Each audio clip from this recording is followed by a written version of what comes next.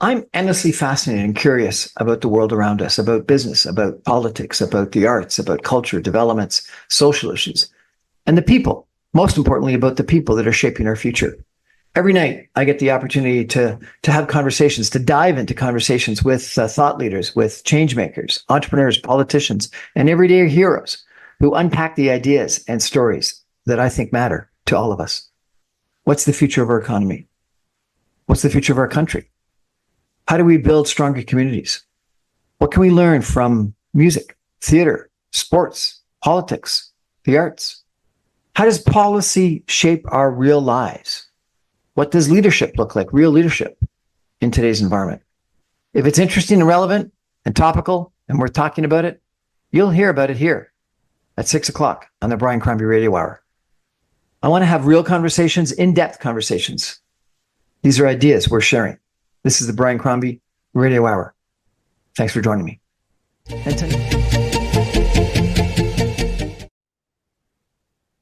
Good evening, everyone, and welcome to the Brian Crombie Radio Hour. I've got Stephen Moore with us today to talk about what's going on in Ukraine. He's actually in Ukraine. He's in Kiev, and he's been there since like the fifth day or something like that of the Russian invasion. He's an interesting guy. He worked for the Republican Party, for a Republican congressman, and decided that that was over and he needed to go and figure out what he could do to benefit the world. And he went to Ukraine, and he's been doing a great job. I've been following him on podcasts and Stackhouse and LinkedIn with some of his updates and articles about what's going on. And I think it'll be an interesting conversation. So Stephen Moore, welcome to the show, sir. Welcome. Thanks, Brian. Great to be here. What I didn't mention to you is that I am the grandson of a Manitoba farmer. Fantastic. So you got a Canadian connection. I got the Canadian roots, man. Fantastic. I got oak leaves running through my veins. And So I think Manitoba and Saskatchewan has a very sizable expat Ukrainian community. Across Canada, I think we're the second largest after the United States of Ukrainians outside of Ukraine, and so we've got a very close association with the Ukraine, and we've been one of those that are in the coalition of the willing. But tell us, you're in Kyiv, I understand, right now, I am talking to you from Kyiv. and you've been there since the fifth day. Seriously? Well, listen, I've not been here the entire time since fifth day, but I came on the fifth day and spent most of the first year here, and most of the first year and a half, really. And then I started recognizing I was doing humanitarian work, and I started recognizing that probably the highest best use of my skills was not taking another box of food to Kharkiv, which is important, but there's people that can do it better than me that were doing it by that time. The international community really fell short in that first year in Ukraine, but so I felt like humanitarian was what needed to be done. And but I've run Republican campaigns all my life, and I've worked on Capitol Hill. I was a chief of staff to the fourth ranking member of the Republican Party in the House of Representatives, and I've lobbied. I had been lobbied, so I started making sure my former colleagues on Capitol Hill were getting good information about what's going on in Ukraine.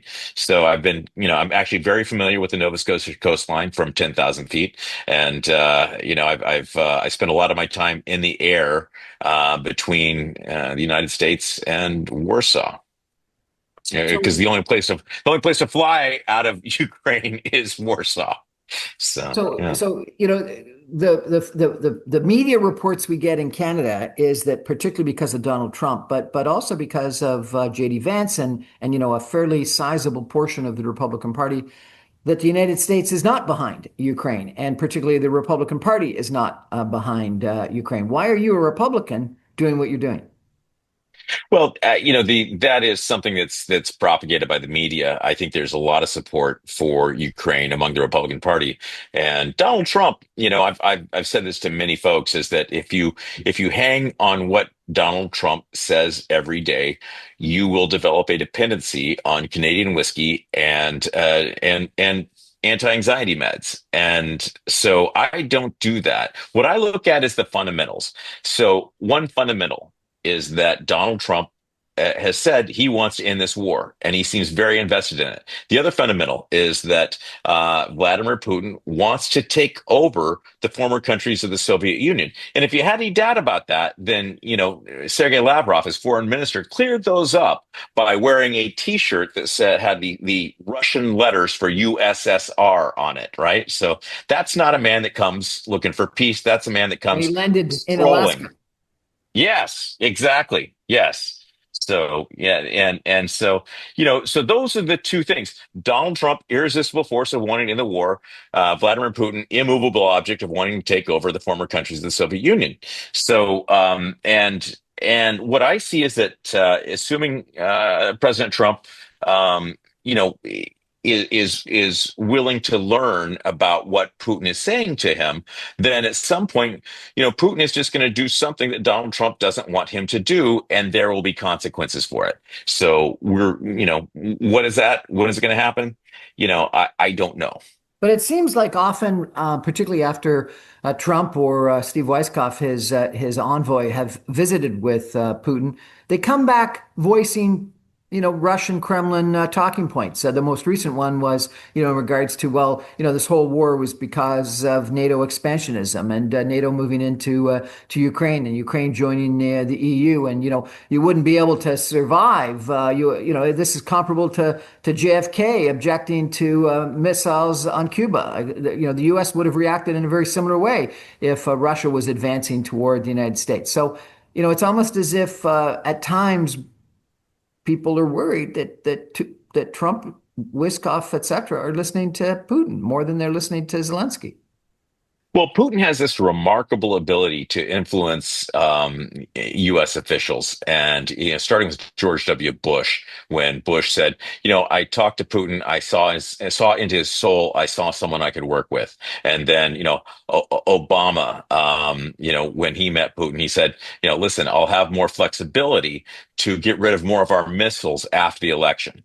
And and Hillary Clinton went over there and said, here's a big red reset button. Let's just press it and everything will be great. We'll reset our relationship with Russia.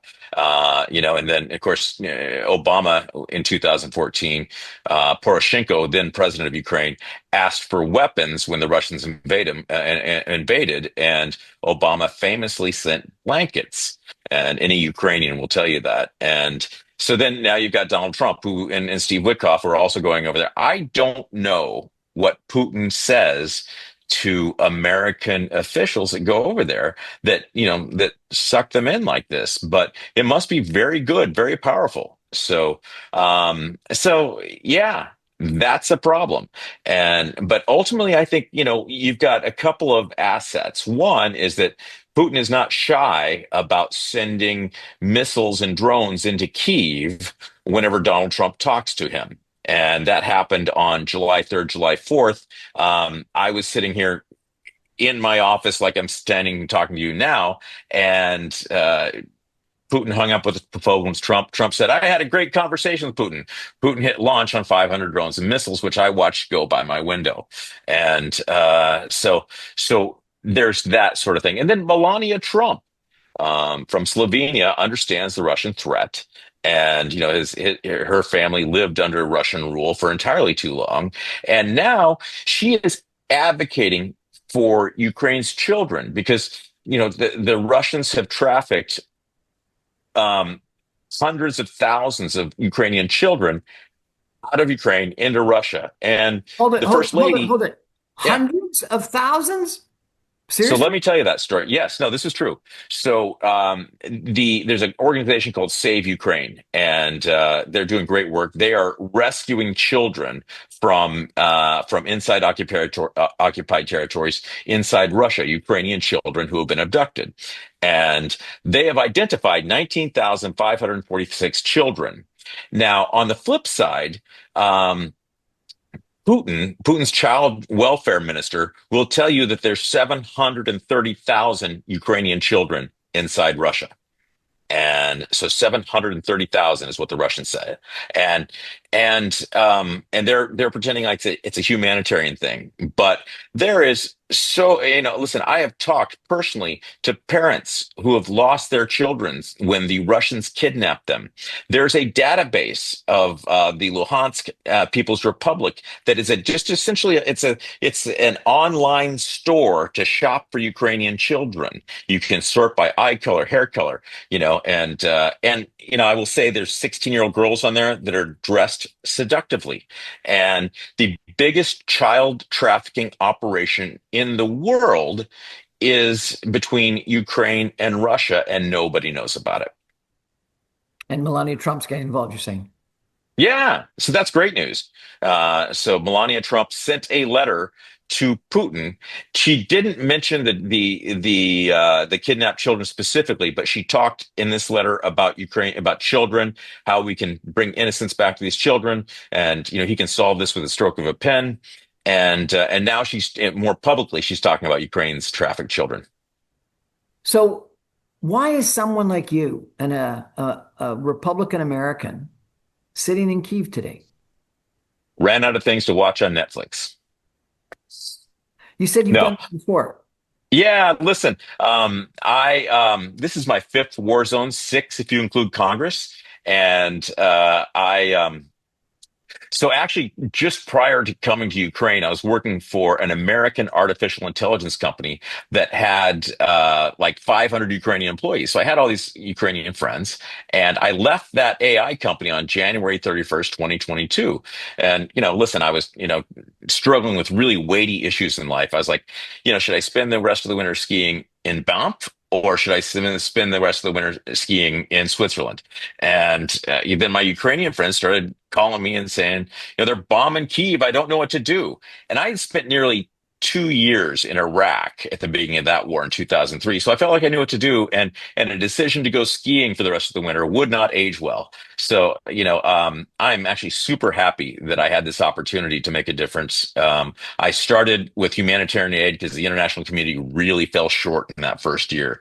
And so I was getting medicine to the front, food to Kharkiv when that city was under siege. I was in Kyiv when it's surrounded on three sides by Russians. Now, by the way, then I could walk to the front. Now I have to drive 10 hours to find a Russian. That's how far the Ukrainian armed forces have driven back the Russians since the beginning of the war. Not a lot of Americans, not a lot of Canadians know about this, and so in fact, so I decided at some point that the best use of my time was doing what I've been doing all my life, which is, running Republican campaigns. And I've been on Capitol Hill, I've been lobbied, I've been a lobbyist, and so that's what I'm doing now.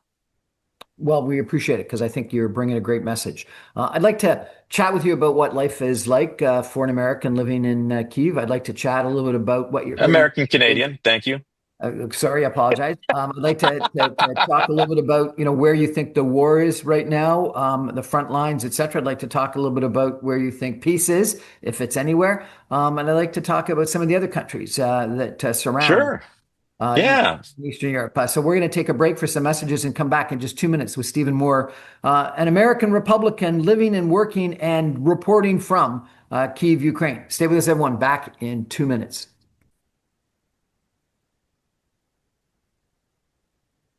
Welcome back, everyone, to the Brian Crombie Radio Hour. I've got Stephen Moore with us tonight. He is a Republican. He's an American. He's got some Canadian roots from his great-grandfather. And he's living and working and reporting from Kyiv, Ukraine, because he thinks that it's compelling for him to spend some time really making a difference. Stephen, let's talk through some of these issues that we raised in the first segment. The first thing you mentioned, which is kind of interesting, is that you said that it takes 10 hours for you to get to the front, and it used to be just a couple of minutes away. The reports that we get are that Russia's winning, that Russia is taking on land over and over and over again and progressing. Where do you think the war is right now, where the front lines are? Who's winning this war on the battlefields? Well, listen, the media, the only headline that Canadians see and Americans see is that, today something blew up in Ukraine. And so it's really easy to understand why they would think that Ukraine is a smoking ruin. But the Ukrainians have taken back half the territory that the Russians took in 2022. And the Russians have been at Ukraine, attacking Ukraine for 11 years since 2014. They've managed to take about 18% of the country. And so, in fact, just this year, they have lost about 250,000 soldiers. So they've had 250,000 more or less casualties, and they've taken an area about the size of Palm Beach County, which is the president's home county. And a county in America is just not that big. There's several thousand of them, and so what you're seeing is the Russians taking land at a very incremental pace at a very high cost. And if they continue at this pace, they will take Kyiv sometime around the time our grandchildren die. So they are not on a pace to win. And another thing that I think your listeners should be thinking about is the cost to Russia. Now, Russia's lost nearly 1 million soldiers, actually more than 1 million soldiers right now. And how do they get people to go to Ukraine and get chewed up in the Ukrainian war machine? Well, here's what they do: is they pay them a lot of money. And right now, a Russian entry level soldier gets paid about $4,200 a month, and an American soldier, an E1, an entry level soldier, gets paid about $2,000 a month. So it's more than twice what the Americans are paying their soldiers. And if you look at the average monthly wage in Russia, the American average monthly wage is 5 times what the Russian is. So essentially, they're earning 10 times what an American E1 earns. That's a lot of money in Russia. And then if they're killed, then the family gets death benefits of in excess of $100,000. So Putin is paying a lot of money to soldiers to go to Ukraine because they're losing so many of them. That's the only way they can do it. And so that's taking a drag on his economy. And other sectors can't get workers because they're paying so much to military recruits. The other thing that you should be aware of is he's spending, by some estimates, 10% of his GDP. And this is like the transparent part, what we can see on military. And then he has made Russian companies take on a massive amount of debt and make favorable loans to companies in the defense industrial complex. So that's about 12% of his economy. So there's Putin is spending somewhere north of 20% of his GDP on war. So how long is that sustainable? Don't know. And here's the other problem: if he, if I guess let's look at it this way. You got a nice house there. Is there anything that when you pick it up and looks on the bottom of it, it says made in Russia? No. That's because Russia doesn't make anything. And they dig things out of the ground, oil, gas, gold, diamonds, and they build weapons of war. So it's not like Russia's going to go back to making microchips if this war ends, if they have peace with Ukraine. They don't make microchips. They dig things out of the ground and build weapons of war. So it's really hard to get peace with a country that is completely geared up to take over Ukraine and Eastern Europe and has a strong desire to do so. And has a president that would appear that's his raison d'etre in life. That's all he wants to do, is he wants to create, again, the USSR or Great Russia or something like that. And if that's his life's mission, and it would almost appear that that is, how do you stop that? How do you change that? How do you make peace? Yeah. So the entire West, starting with Biden and all the European leaders and Trump, are operating under the assumption that there's something that you can give Putin that will make him stop. Yeah, you can give him all of Ukraine. And right now, so there's not. That's it, right? And so you look at the demands that Putin has made for peace, right? Just to engage in a peace talk process. His starter is Ukraine can never join NATO. There can never be Western troops inside Ukraine, and Ukraine needs to give them give Russia all of the Donbass, which sounds like this is just a little strip of land. It's not a big deal, but that's where the fortifications are. So Ukraine has built fortifications against Russia in these strips of land that Putin wants and has been trying to take for 11 years and has not been able to. So, it's just nonsense. What Putin wants. He is not interested in peace.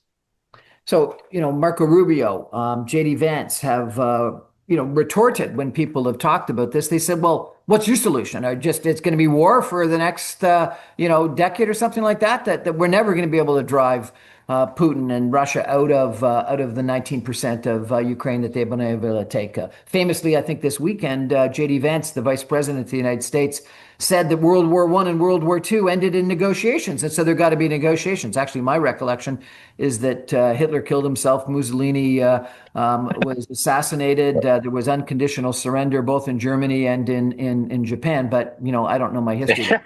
Yeah, So, exactly. so, Apparently, they teach all the rest of us different history than that. So, yeah, I what think is the solution? How would you reply to JD Vance or Marco Rubio when they're saying, what else is the solution? here is the solution, a solution. So, one, whether there's war for the next 10 years is not our decision. That is Putin's decision. If Ukraine were to lay down their weapons, there'd be no more Ukraine. And if Putin was to lay down his weapons, there'd be no more war. So it's that simple.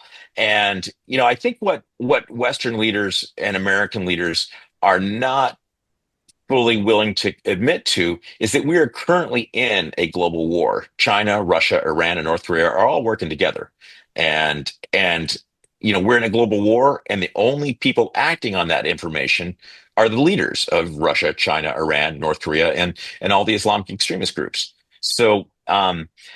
You know, if you arm the Ukrainians and let them fight to win, then they will not only be able to drive the Russians out of Ukraine, some areas of Ukraine, but I think the more dramatic impact that will have is that Vladimir Putin cannot spend his way into victory.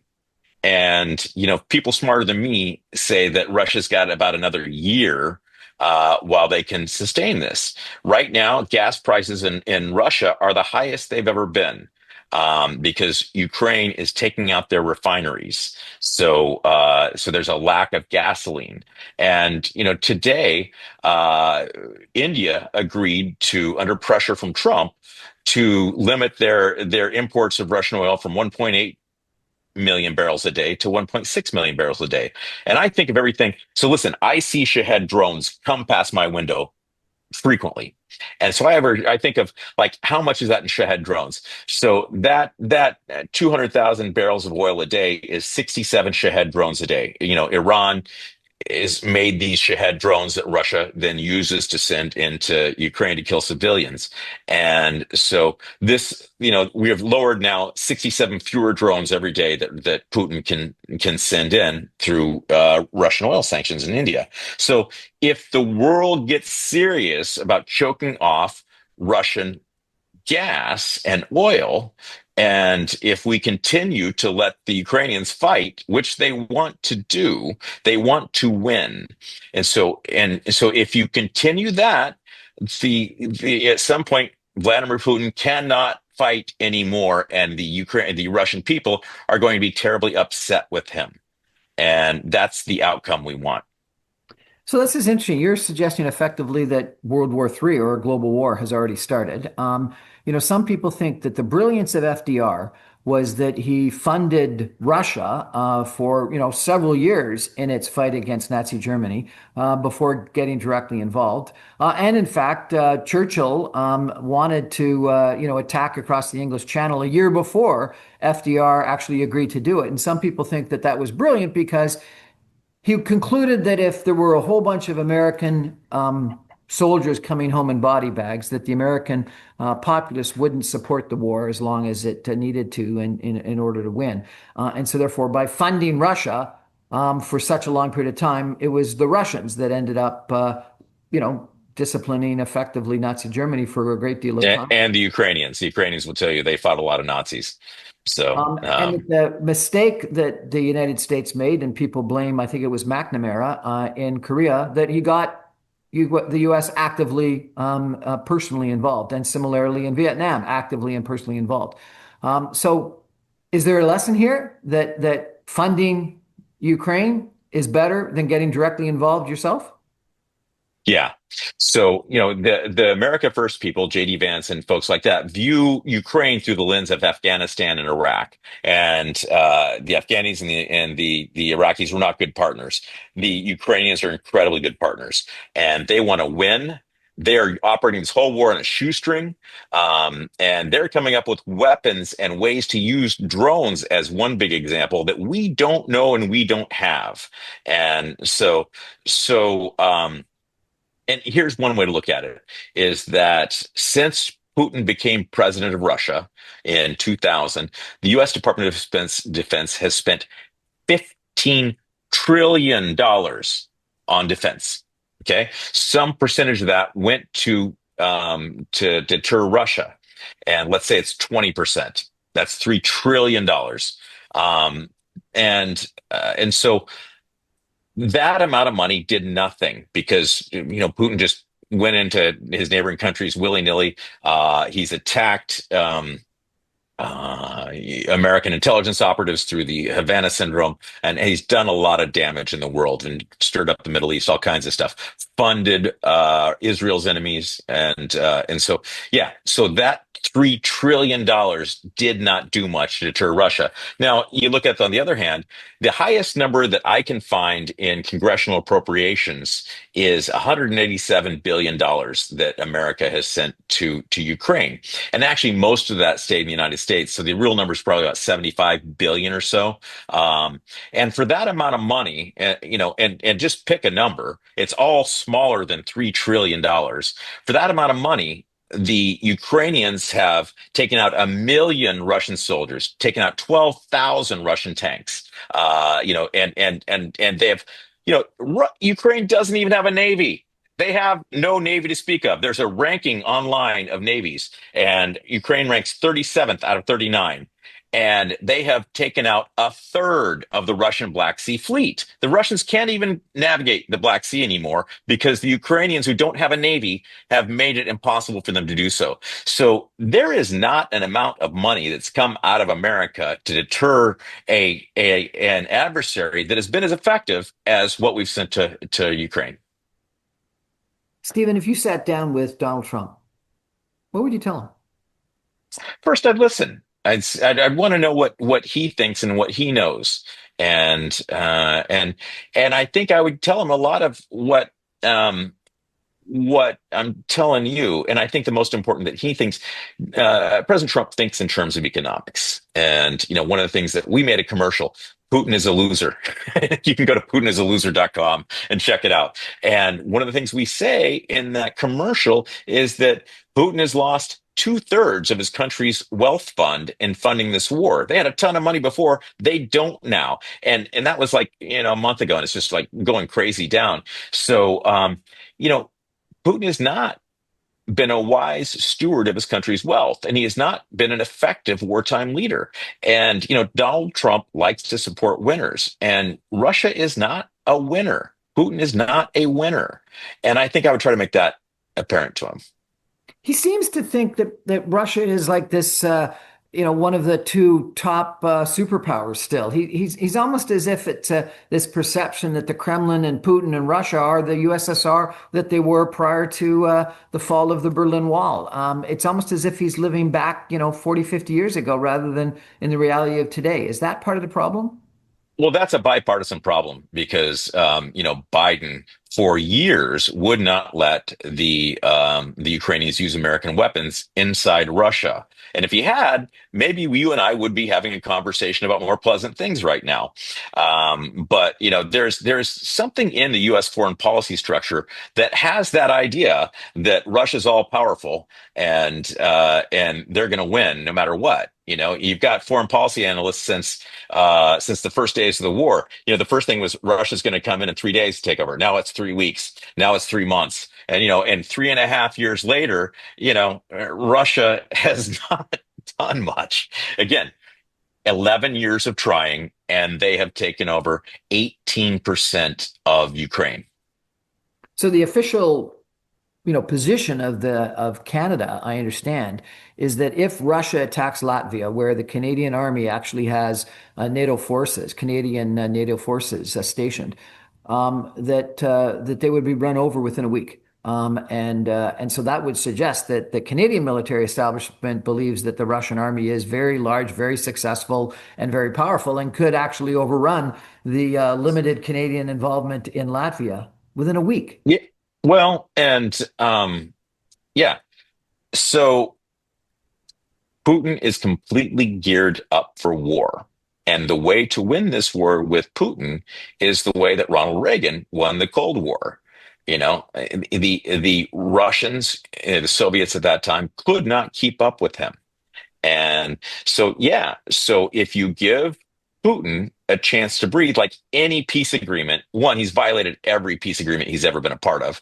And two, it's going to be a manipulation to give him time to build more tanks, build more drones, and again, there's a very large amount of money that he's spending on his soldiers. And if he doesn't have to spend that money on soldiers for a year, let's say, then that builds up his tanks. He's lost 12,000 tanks. They're about $4.5 million a piece to rebuild. Or Shahed drones, the Iranian-made drones that I see most nights, are $190,000 a piece. So if you don't have to pay, as an example, a death benefit to a family of $100,000, that's two drones. And so if Russians stop dying in Ukraine, that's two drones that's one drone that Putin can build. Two deaths is one drone. A ceasefire is not a good idea, then, is I guess what you're suggesting. It's a good idea if you can create ironclad security guarantees, which would include, in my view, Western troops coming into Ukraine. I would say like 100,000, something like that, something very serious. If you can take NATO air forces into Ukraine and shut down the sky, I mean, you got to have something serious that would end the war, and it would still allow Putin a chance to rebuild his army. Because Putin, again, the Russians don't make televisions, they don't make washing machines, they don't make computer chips. And so it's not like they're going to go back to making those televisions that we all love to buy in North America, So to create a peace, you've got to be strong, and you got to have Western weapons, Western soldiers inside Ukraine to maintain that peace. And you got to probably shut off the air. But even then, again, just gives Putin time to rebuild, because, Putin has not been defeated. And as you point out, the way World War II ended was Germany was massively defeated. Japan was massively defeated. And so Putin's just going to make more weapons and cause more problems. We're going to take a break for some messages and come back with Stephen Moore from Kyiv, Ukraine, an American, a Republican who's participating in making sure that all of us know what's going on in the Ukraine-Russian war, the Russian invasion of Ukraine. I want to take a step back and just ask you what life is like with these drones coming in, and then also maybe talk a little bit about some of the other countries in Eastern Europe and how you think that they're responding. Stay with us, everyone. We're going to be back in just 2 minutes. Welcome back, everyone, to the Brian Crombie Radio Hour. We've got Stephen Moore, an American, Republican-American, living right now and working in Kyiv, Ukraine, who's been reporting, he's been writing, he's been posting about, what life is like and what the war is all about. And it's a really interesting perspective that he provides. And so, Stephen, I really appreciate you joining us today. So tell me, what's life like? You've mentioned that these drones are flying over you every night. Can you go out? Can you go to a restaurant? Can you go for a walk? Can you go shopping? Like, what's life like in Kyiv right now? It's really hard to get a bad meal in Kyiv. So Kyiv is very highly functioning. It's a beautiful city, and like listen, I go out and work on sidewalk cafes, and it's a beautiful place, and the people are amazing. The resilience of the Ukrainian people is just beyond my comprehension, and 82% of Ukraine is controlled by the Ukrainians. And in those places, it's a very highly functioning country. And, with the exception of, 3 or 4 nights a week, Vladimir Putin will visit upon us, in Kyiv or Lviv or it doesn't matter. There's all over Ukraine. He will send hundreds of drones and missiles into Ukraine. At that point, there's an air raid siren that goes off. Some people go to the subway to take shelter. There's also basements where you can take shelters. If I were to go take shelter every time there's an air raid, I would never sleep. No, or never would I get anything done. We live in an apartment that has meter thick walls. So we choose not to take to take cover every time. So, but listen, we get a good fireworks show. It's like, Independence Day in America, it's tradition to shoot off fireworks. I don't enjoy that anymore because I get enough fireworks where I'm at. It's louder and brighter than anything I'll see on the American Independence Day. So, but yeah, so that's what it's like. Now, in that 18% of Ukraine that's controlled by the Russians, the worst things in the world are happening. And that's why people that say, hey, listen, it's just a couple of strips of land, give it up. Putin will be happy.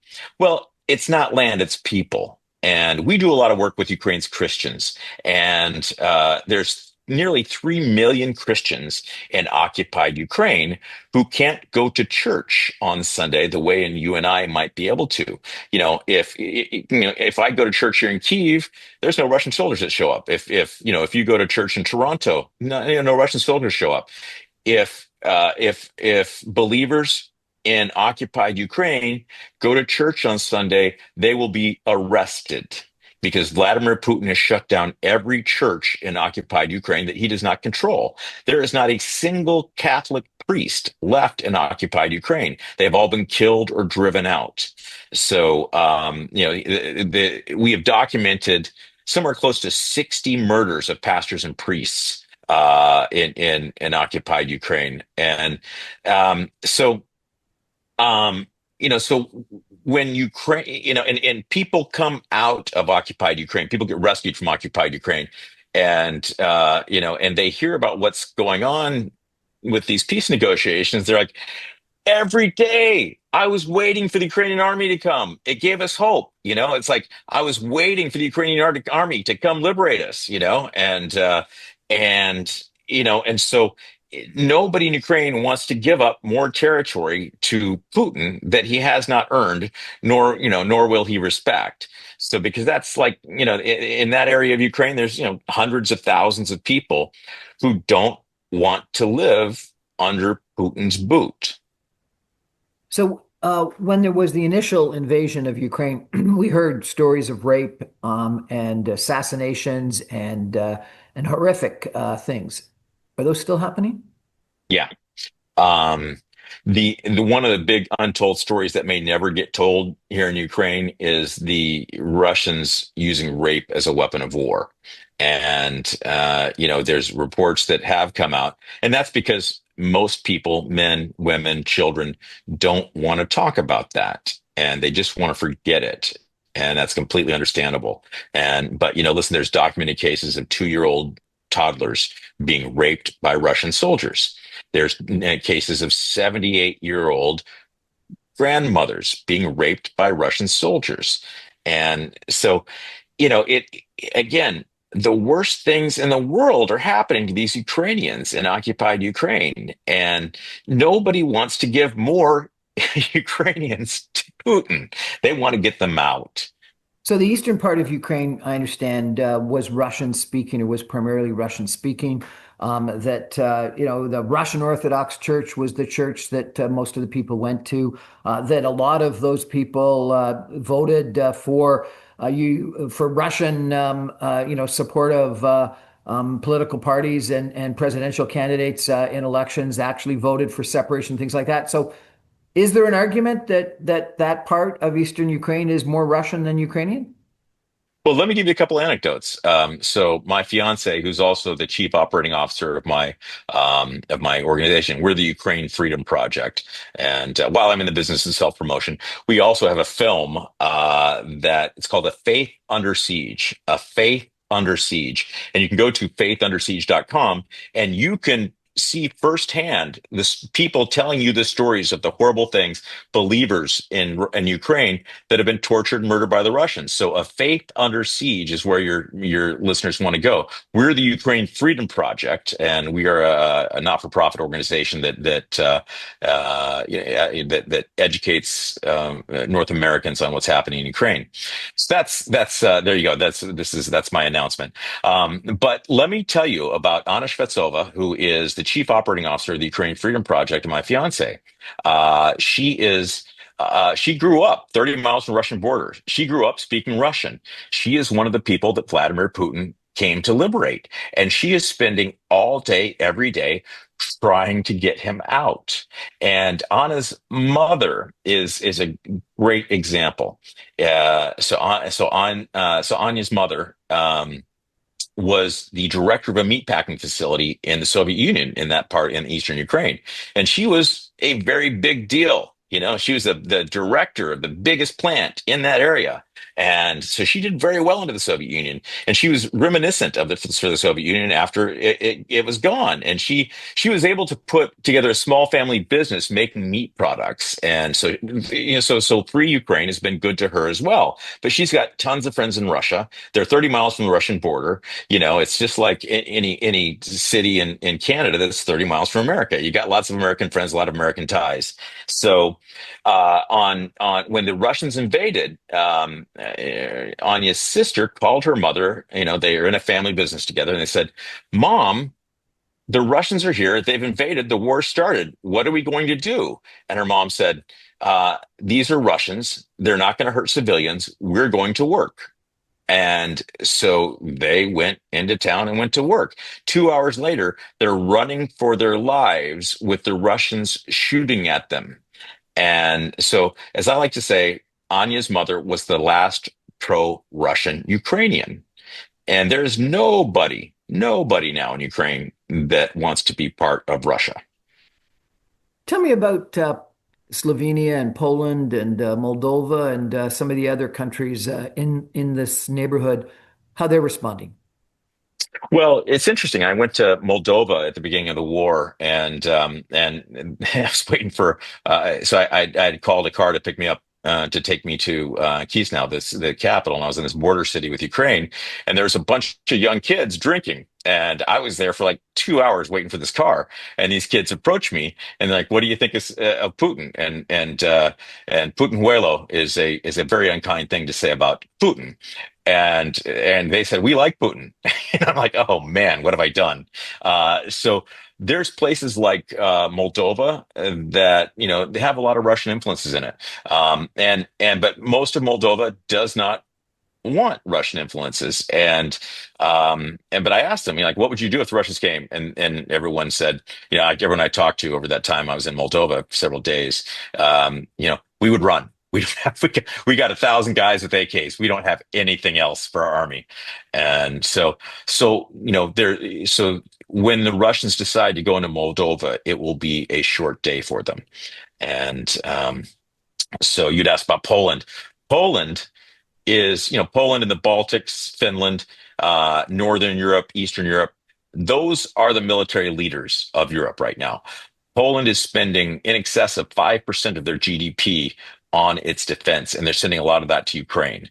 Finland. I'm going actually to Estonia and Finland tomorrow to show our film, A Faith Under Siege, and to talk to officials there, and because they're at the forefront of this global war that we're in right now. And so I want to find out from them, particularly in the information war, how they're dealing with the information war, because that's the war that I am fighting right now. But those European countries are very serious about their defense. They understand the problem. France, Germany, Belgium in particular, their problems. Those countries have purchased more last year in liquid natural gas from Russia than they've sent to Ukraine for its defense. And Belgium right now controls $200 billion in frozen Russian assets, which again is more than America has sent to Ukraine. They could free up those frozen Russian assets, and they've done next to nothing with them. Even if they're to stroke a check for a few $1 billion, Ukraine has like several $1 billion in excess capacity in their drone industry. They're just looking for someone to fund their drones, and they've got the best drones in the world, and they're winning the war with these drones. And they're killing an incredible amount of Russians with these drones, and they just don't have the money to build enough. And Belgium could solve that problem tomorrow, but Belgium doesn't recognize they're at war. They are sending more money, Belgium, to Russia for liquid natural gas purchases than they are to Ukraine. And forget about even the frozen Russian assets, their own money. And so the Western European countries, Southern European countries are, they just think that life is good and they're just going to keep going on and everything will be wonderful. What about Slovenia and Hungary? Now, Slovenia, I met a guy from Slovenia last night. There was a prayer breakfast here in Ukraine and sponsored by President Zelensky. And and I met a guy from Slovenia and they're all in. You know what I mean? He just gave a very pro-Ukraine message. And listen, again, Melania Trump, Slovenian. She is doing a lot of work inside the White House, educating her husband on what's really happening in Ukraine. Hungary? What makes you ask about Slovenia, just out of curiosity? Maybe I was thinking Slovakia. Slovakia is, I had a Slovakian member of parliament say that, Slovakia has won every war it's ever been in. And I was like, what? He's like, yeah, because we play both sides historically. Half the country supports Germany, half the country supports the Allies, and so we win every time. What about Hungary So, and and Oman? Hungary, Viktor Orban is Putin's biggest cheerleader inside the EU, and he is doing everything he can to help Russia and hinder Ukraine. But Viktor Orban also, the reason the reason Iran had a nuclear program and still has is because Hungary sent nuclear scientists to Iran, and Hungary, spent 85 million euros to advance the Iranian nuclear program. And Orban has made a security agreement with the Chinese. So, Orban is a member of NATO in name only, and he's a propagandist in favor of Russia. We're going to take a final break and come back with a quick concluding comment with Stephen Moore in just 2 minutes. Stay with us, everybody. Welcome back, everyone, to the Brian Crombie Radio Hour. I've got Stephen Moore, a American, a Republican, living and working and really publicizing what's going on in Ukraine, living in Kyiv, Ukraine. Stephen, how does this all end? Well, it ends. Listen, it either ends with Putin taking over the former countries of the Soviet Union, or it ends with Putin's economy grinding to a halt and him being unable to fight anymore. If you want Putin to stop fighting, you have to show strength. It's that simple. Russia's not a country. It is a crime family. And, the Godfather respects strength. That's it. Stephen, please remind us all about your website and the film and how people can follow you. Yeah, listen, if you're interested in what I had to say today, you can see really visceral descriptions and on our film, A Faith Under Siege, of what Ukrainians are going through in occupied Ukraine. That's A Faith Under Siege. You can go to faithundersiege.com and watch the movie. It's 58 minutes. It's been on CBN. It's been on Newsmax and many other different channels in the United States. And the other place I suggest you go is I have a Substack column. It's Stephen Moore, and is my name, and it's Tales from World War III. Tales from World War III is my Substack column where I write about all the stuff that you're hearing me say today. Stephen Moore, thanks so much for joining us. I really appreciate it. I think that what Stephen talks about in regards to strength is something that we need to stand up for even stronger. Our Prime Minister Mark Carney was in Ukraine just this past weekend and dedicated a substantial amount of money. But we need to do more. And so I really appreciate Stephen Moore coming and telling us a little bit about what's going on in Ukraine from the front lines. And I really appreciate that. That's our show for tonight, everybody. Thank you for joining. I remind you, I'm on every Monday through Friday at 6 o'clock on 960 AM. You can actually stream me online from Kyiv if you're interested at www.saga960am.ca. My podcasts and videos go up on my website, briancrombie.com, and on social media as soon as the radio show goes to air. Thanks. Good night, everybody.